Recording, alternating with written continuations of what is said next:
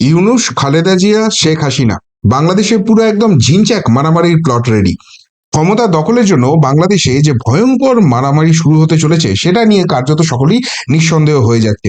লড়াই এখন আপাতত ত্রিমুখী, কিন্তু যেভাবে পরিস্থিতি এগোচ্ছে তাতে সেই পক্ষের সংখ্যা যে আরও বাড়তে চলেছে সেই সম্ভাবনাও কিন্তু ক্রমশ উজ্জ্বল হচ্ছে। আসলে সিংহ যখন দাঁত নখ হারায় তাকে ঠিক কতখানি অসহায় লাগে ইউনূস চাচাকে দেখে সেটা বোঝা যাচ্ছে।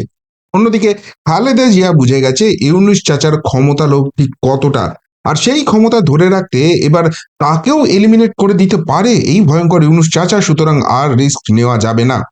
অন্যদিকে এতদিন বহির্বিশ্বে চর্চা ছিল ট্রাম্পের শপথের পরেই শেখ হাসিনা ফিরবেন বাংলাদেশে। আর সেই সময় এগিয়ে আসতেই, নতুন বছর ঢুকে যেতেই বাংলাদেশের মধ্যেই হাসিনার খেলা কিন্তু আরো জোরদার হয়ে গেল। তাই সময় নষ্ট না করে আর মুখোশের আড়ালে নয়, সরাসরি ময়দানে নেমে পড়লেন খালেদা জিয়া। আর সেসব ঠেকাতে ইউনূস চাচা প্রয়োগ করলেন শেষ দুটো মহাস্ত্র। ফলে আগামী 2 সপ্তাহ বাংলাদেশের রাজনীতি কার্যত উথাল পাথাল চেহারায় দেখা যেতে পারে, এমন সম্ভাবনা কিন্তু ক্রমশই উজ্জ্বল হচ্ছে। কি কি ঘটছে বাংলাদেশে এক এক করে আপনাদের দেখায়। প্রথমেই যে জায়গাটা সব থেকে বেশি বাংলাদেশবাসীকে এবং সামগ্রিকভাবে সবাইকেই ভাবাচ্ছে সেটা হচ্ছে জল্পনা উস্কে বিএনপি নেত্রী খালেদার সঙ্গে সেনাপ্রধান ওয়াকার উজ্জামানের বৈঠক। আলোচনায় কি? দেখুন, এখানে একটা কথা বলে রাখি, আপনারা অনেকেই হয়তো জানেন এই ওয়াকার উজ্জামান যিনি বাংলাদেশের সেনাপ্রধান, তিনি আবার কিন্তু সম্পর্কে আত্মীয় হন শেখ হাসিনার। শেখ হাসিনার এক পুতো বোন, তার স্বামী হচ্ছেন এই ওয়াকারুজ্জামান। তার সঙ্গে হঠাৎ করে খালেদা জিয়া বৈঠকে বসেছেন। বৈঠকের শেষে দুপক্ষই যে বক্তব্য রাখছেন, যেটা খুব স্বাভাবিক, সেটা হচ্ছে এটা একটা জাস্ট ভালো রকম ভদ্রতা রাখার বৈঠক ছিল, সৌজন্য বৈঠক ছিল, এই ধরনের কথা বলা হচ্ছে। যেটা এই ধরনের বৈঠকের পর অবভিয়াসলি বলা হবে। এখানে কি রাজনৈতিক কি কূটনৈতিক আলোচনা হলো সেটা প্রকাশ্যে তো বলা হবে না, এইটুকুনি বুদ্ধি সকলেরই থাকে। কিন্তু প্রশ্নটা হচ্ছে যে খালেদা জিয়ার শরীর স্বাস্থ্য সম্বন্ধে খোঁজ খবর নিতে ওয়াকারুজ্জামান নাকি 40 মিনিটের দীর্ঘ বৈঠক করেছেন। আচ্ছা, 1 নম্বর কথা, কারোর যদি শরীর স্বাস্থ্য সম্বন্ধে খোঁজ নিতে হয় তার আগে তাকে অসুস্থ হতে হবে। কারোর কোনো অপারেশন হলো, হঠাৎ করে খুব বড় ধরনের অসুস্থতা হলো, সেই জন্য হসপিটালাইজড হতে হয়েছে, বা বাড়িতেই কোনো বড় ট্রিটমেন্ট করতে হচ্ছে, তাহলে তার শরীর স্বাস্থ্য সম্বন্ধে খোঁজ নিতে হবে। খালেদা জিয়া সম্পর্কে কিন্তু এই ধরনের কথা রিসেন্টলি কিছু শোনা যায়নি, অর্থাৎ তার স্বাস্থ্যের হঠাৎ করে কোনো অবনতি ঘটেনি যে স্বয়ং বাংলাদেশের সেনাপ্রধানকে সেখানে গিয়ে বৈঠক করে আসতে হবে। খালেদা জিয়ার শরীর এমনিতেই খারাপ, এবং সেই জায়গায় খোঁজ খবর নেওয়ার জন্য তো ফোনই ছিল, তাহলে কি এমন কথা, কি এমন আলোচনা সেখানে করার দরকার হয়ে পড়লো, যেটা টেলিফোনের উপর ভরসা রাখা যায় না, কে জানে কোথায় ট্যাপ করা আছে, কোথায় খবরটা লিক হয়ে যাবে। সেই জন্য মুখোমুখি এই বৈঠকের দরকার হয়ে পড়লো। এই আলোচনা কিন্তু এবার তীব্রভাবে চর্চায় চলে এসেছে। কেননা মনে করা হচ্ছে যে যদি বাংলাদেশে পালাবদল ঘটে, অর্থাৎ ইউনূসের যদি গদি যায়, সেক্ষেত্রে আবারও এই ওয়াকারুজ্জামানের কিন্তু একটা বড় ভূমিকা থাকতে পারে। আর সেই জায়গা থেকেই কি এই বৈঠকটা হচ্ছে, এই জল্পনা আরো উস্কে দিচ্ছে। এই বৈঠকের পরই কিন্তু আর একটা বড় ঘটনা ঘটছে। সেটা হচ্ছে হাসিনার পথেই তাহলে ইউনূস কোটা বাতিলের দাবিতে ফের উত্তাল বাংলাদেশ, ঘোষণা কমপ্লিট শাটডাউনের। যে কোটা বিরোধী আন্দোলনকে সামনে রেখে শেখ হাসিনাকে দেশ থেকে তাড়ানোর ছক কষা হয়েছিল, সেই কোটা আন্দোলনকেই নতুন করে জাগ্রত করা হচ্ছে। যতই বলা হোক এটা ছাত্রদের আন্দোলন, আসলে পিছনে যে এখানে বিএনপি এবং জামাতের মদত ছিল সেটা স্পষ্ট হয়ে গেছে। এরা এতদিন শান্তশিষ্ট হয়ে চুপচাপ বসেছিল, সেইভাবে কোনো অ্যাক্টিভিটি দেখা যাচ্ছিল না। কিন্তু যে মুহূর্তে এই খালেদা জিয়ার সঙ্গে বাংলাদেশের সেনাপ্রধানের বৈঠক হলো, তারপরে কিন্তু এই কোটা বিরোধী আন্দোলন আরো তীব্রতর করা হলো। এবং সেখানে বলা হচ্ছে এই একটা একটা বিশ্ববিদ্যালয় আছে, খুব সম্ভবত বরিশাল, সেই বরিশালের বিশ্ববিদ্যালয়ের কোটা বিরোধী জায়গাটা পুরোপুরি ক্লোজ করতে হবে। সামনেই পরীক্ষা আছে, যদি সেটা না করা হয় এবং এই রবিবার অব্দি টাইম দেওয়া হয়েছে, তাহলে কিন্তু বাংলাদেশকে কমপ্লিট শাটডাউনের ডাক দেওয়া হয়েছে। এবং এই আন্দোলন শুধু এখানে হচ্ছে না, সারা বাংলাদেশেই ক্রমশ এর তীব্রতা বাড়ছে। অর্থাৎ যেহেতু এটা প্রমাণিত সত্য যে এই কোটা বিরোধী আন্দোলন, ছাত্রদের আন্দোলনের পিছনে বিএনপির একটা বড় ভূমিকা ছিল, অর্থাৎ পিছন থেকে বিএনপি আবারও তাদের ছাত্র উইংকে ময়দানে নামিয়ে দিয়েছে, এবং এবারে শেখ হাসিনা নয়, এবার ব্যতিব্যস্ত করার জন্য প্ল্যানটা হচ্ছে ইউনূসের বিপক্ষে। ইউনূসকে সরানোর ছকটা কি তাহলে রেডি হচ্ছে? একদিকে সেনা প্রধানের সঙ্গে বৈঠক, অন্যদিকে তাদের ছাত্র উইংকে ব্যবহার করে সেই জায়গাটাকে আরো উত্তপ্ত করা। শুধু এইখানেই নয়, জল্পনা আরো যেটা বেড়েছে, সেটা হচ্ছে যে এই যে বিএনপির সঙ্গে হাতে হাত মিলিয়ে কার্যত শেখ হাসিনাকে যারা উচ্ছেদ করতে চেয়েছিল, সেই জামাত সেই জামাত এখন ইউনূসের কিন্তু একটা বড় ভরসার জায়গা ছিল। সেই জামাতকেও কিন্তু এবার কোণঠাসা করার চেষ্টা চলছে। অর্থাৎ খালেদা জিয়া এবার যদি ক্ষমতা নিতে চান, তিনি একদিকে ইউনূসকে যেরকম এলিমিনেট করার চেষ্টা করছেন, তার পাশাপাশি কিন্তু জামাতকেও কোণঠাসা করার চেষ্টা করছে। বাংলাদেশের মুক্তিযুদ্ধের সময় আপনাদের ভূমিকা কি ছিল? এবার খালেদার দলের নিশানায় জামাত।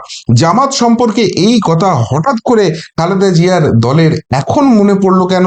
এই কথা আগে কেন মনে পড়েনি, যখন তারা হাতে হাত ধরে এই আন্দোলনটা তীব্রতর করছিল, এই দেশের যে উত্তপ্ত অবস্থা হচ্ছিল সেই জায়গাটা তৈরি করছিল? এমনকি ইউনূসকে যখন গদিতে বসানো হয় তখনও তো একসঙ্গে তালমিল রেখে চলছিল। হঠাৎ করে এখন বাংলাদেশের মুক্তিযুদ্ধের কথা খালেদা জিয়ার দলের মনে পড়ছে এবং সেই নিয়ে জামাতকে কোণঠাসা করার চেষ্টা চলছে কেন? আসলে প্লটটা কিন্তু ধীরে ধীরে ধীরে ধীরে তৈরি করা হচ্ছে এবং এইটুকুনি স্পষ্ট হয়ে যাচ্ছে যে শেখ হাসিনার প্রত্যাবর্তন শুধুমাত্র সময়ের অপেক্ষা এখন বাংলাদেশে। এবং শেখ হাসিনা একবার যদি আসে, তাহলে তাহলে কিন্তু খালেদা জিয়ার প্রধানমন্ত্রী হওয়ার স্বপ্ন ভেসে যাবে।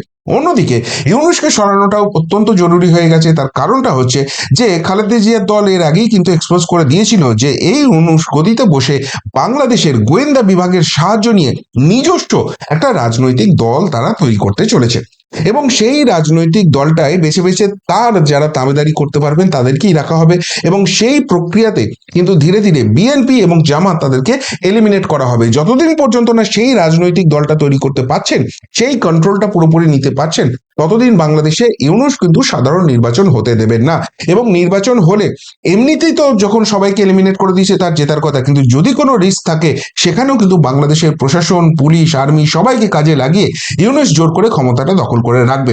অর্থাৎ ইউনূস যে গদিতে বসেছে তার এই দেহত্যাগের আগে পদত্যাগের কোনো রকম কোনো সম্ভাবনা নেই। এটা ক্রমশ উজ্জ্বল হয়ে যাচ্ছে, এই জায়গাটা ক্রমশ বুঝে যাচ্ছে।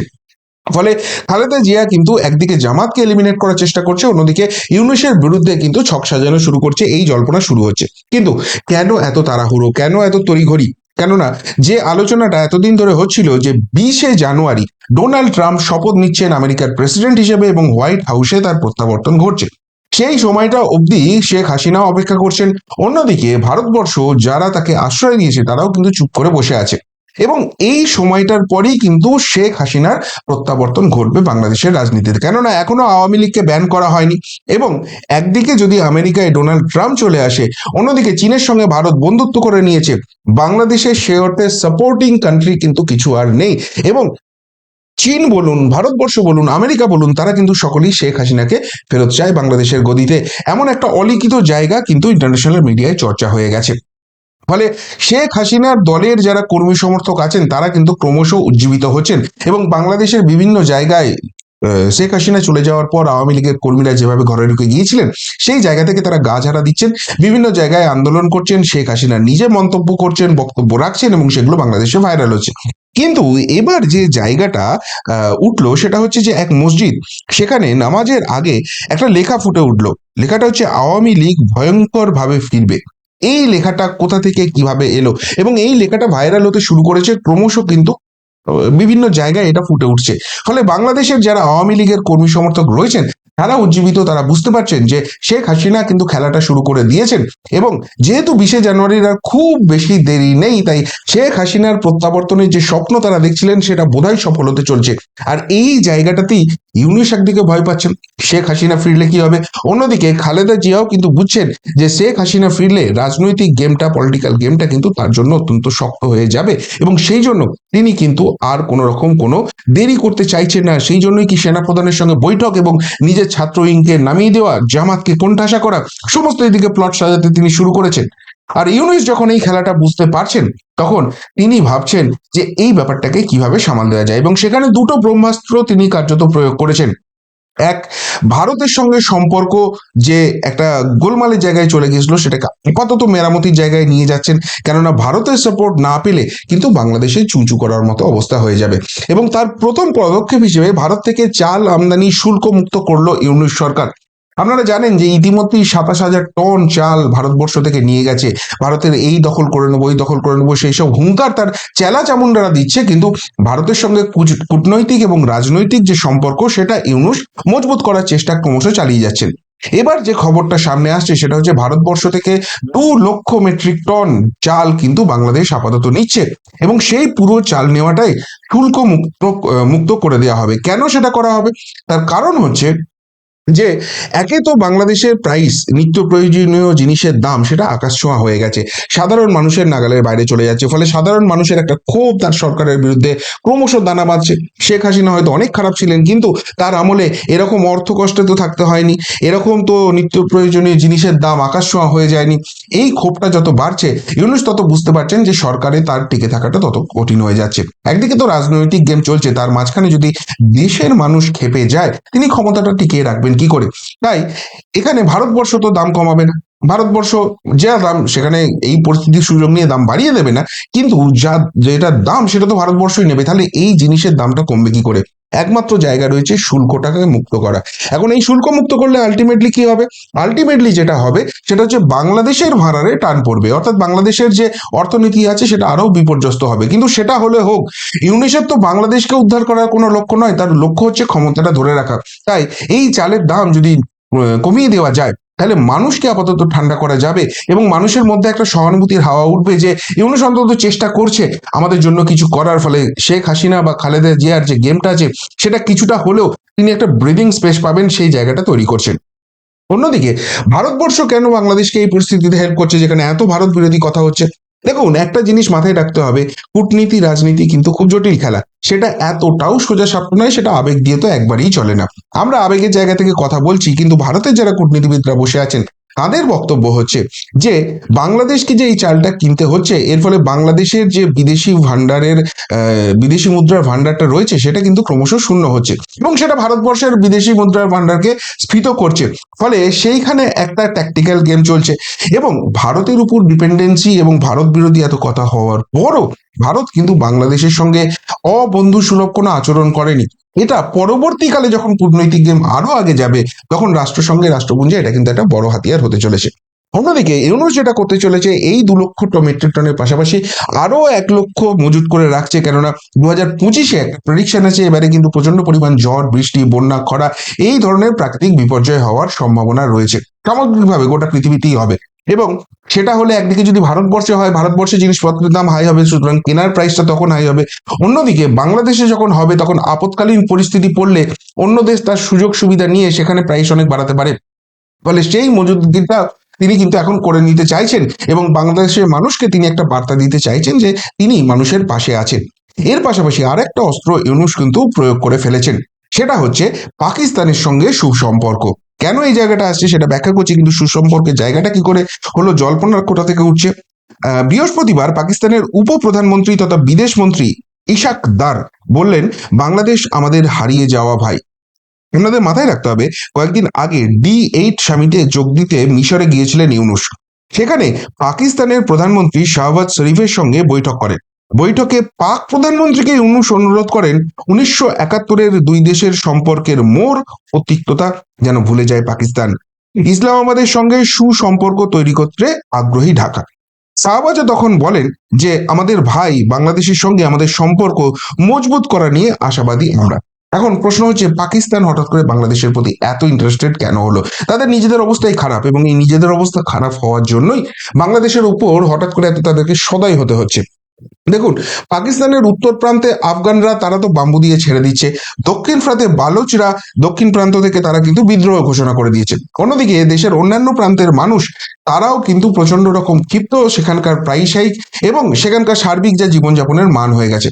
ফলে পাকিস্তানের মধ্যে এই পাকিস্তানের শীর্ষ কর্তারা তারা কিন্তু আর সেফ নয়, তাদের একটা সেফ প্যাসেজের দরকার আছে। আর সেটাই কি বাংলাদেশ হতে চলেছে? এই প্রশ্নটা উঠছে, কেননা পাকিস্তানের অবস্থা ডোনাল্ড ট্রাম্প আসার পর আরো কিন্তু কঠিন থেকে কঠিনতর হতে পারে, এই সম্ভাবনা উজ্জ্বল হচ্ছে। অন্যদিকে ইউনূস দেখছে, এদিকে সেনা প্রধানের সঙ্গে খালেদা জিয়া বৈঠক করছেন, শেখ হাসিনা যে কোনো মুহূর্তে প্রত্যাবর্তন ঘটতে পারে, এখানে তিনি যে দল করতে চাইছেন সেখানে প্রশাসনিক স্তর থেকেই খবরটা লিক হয়েছে, ফলে খালেদা জিয়ার দল পেয়ে গেছে।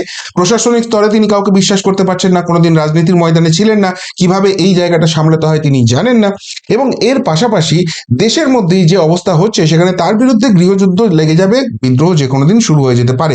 এই অবস্থায় পাকিস্তান বা পাকিস্তানের আর্মি যদি বাংলাদেশে এসে বসে থাকে, তারা যদি কন্ট্রোলটা নেয়, তাতে বাংলাদেশ মায়ের বুকে যাক, বাংলাদেশের দখল পাকিস্তান নিয়ে নি, কোনো অসুবিধা নেই, কিন্তু আমার গদিটা সেফ থাকবে। আমি তো এমনিতেই হাতের পুতুল হয়ে থাকতে ভালোবাসি, পাকিস্তানের হাতের পুতুল হয়ে থাকবো, কিন্তু একটা দেশের প্রধানমন্ত্রী হিসেবে তো থাকতে পারবো। এই প্ল্যানিং এ কিন্তু এই অস্ত্রটা করেছে, কিন্তু সেটা কি শেষ পর্যন্ত সেটা সক্ষম হবেন ধরে রাখতে? তার কারণ শেখ হাসিনার প্রত্যাবর্তন এটা কিন্তু আর জল্পনা স্তরে নেই, এটা বাস্তবের মাটিতে পা রাখার মতো জায়গায় চলে এসেছে। অন্যদিকে সেটা বুঝেই খালেদা জিয়াও কিন্তু এবার সর্বশক্তি প্রয়োগ করছেন। ফলে আপাতত ত্রিমুখী লড়াই, একটা জমজমাট নাট্য, চিত্রনাট্য আগামী 2 সপ্তাহের জন্য বাংলাদেশের রাজনীতি তো আসছেই, কিন্তু এর সঙ্গে অ্যাডিশনাল মোড় হতে পারে জামাতের এখন অবস্থান কি হবে। এই যে ইউনিশের আসার পর মৌলবাদী এবং সন্ত্রাসবাদীদের জাগ্রত করা হয়েছে, স্লিপার সেলকে জাগ্রত করা হয়েছে, তারা কি করবে? পাকিস্তানের যে অংশটা, গোয়েন্দা দপ্তরের যে অংশটা বাংলাদেশে আছে এবং তারা এই প্রশাসনটাকে কন্ট্রোল করছে বলে অভিযোগ উঠছে, তাদের ভূমিকাটি কি হতে চলেছে, এই সমস্ত কিছু কিন্তু এই পক্ষগুলোও কিন্তু যোগ হতে পারে। এবং তার উপরে সব থেকে বড় কথা, যারা এই বৈষম্য বিরোধী সোকল্ড আন্দোলন করেছিলেন বলে দাবি করে, সেই ছাত্র সমাজ বলে নিজেদের যারা দাবি করে, তাদেরও কিন্তু একটা মনের মধ্যে আকাঙ্ক্ষা ছিল যে তারা বাংলাদেশের ক্ষমতা দখল করবে। তারা একটা রাজনৈতিক প্রয়াস করেছিল, সেটা মুখ থুবড়ে পড়েছে, কিন্তু সেই প্রয়াসে হতোদ্যম হয়ে তারা আশা ছেড়ে দেবে, নাকি তারাও এই লড়াই, এই যে একে অপরের প্রতি খেয়োখেয়ি, সেই জায়গাটাকে কাজে লাগিয়ে তারাও ময়দানে নতুন করে এন্ট্রি নেবে, সেটার দিকেও কিন্তু সকলে তাকিয়ে আছে। ফলে আগামী 2 সপ্তাহ বাংলাদেশের রাজনীতি কিন্তু একটা জমজমাট জায়গায় যেতে পারে এবং এই ক্ষমতা দখলের মারামারি বাংলাদেশের মধ্যে একটা চূড়ান্ত পর্যায়ে যেতে পারে। কি বলবেন বাংলাদেশের এই আভ্যন্তরীণ অবস্থা নিয়ে? যদি কিছু বলার থাকে অবশ্যই কমেন্ট বক্সে কমেন্ট করে জানাবেন। এখনকার মতো এখানেই শেষ করলাম, ফেরত আসছি নতুন প্রতিবেদন নিয়ে খুব তাড়াতাড়ি। ভালো থাকবেন, সাথে থাকবেন, পাশে থাকবেন। নমস্কার।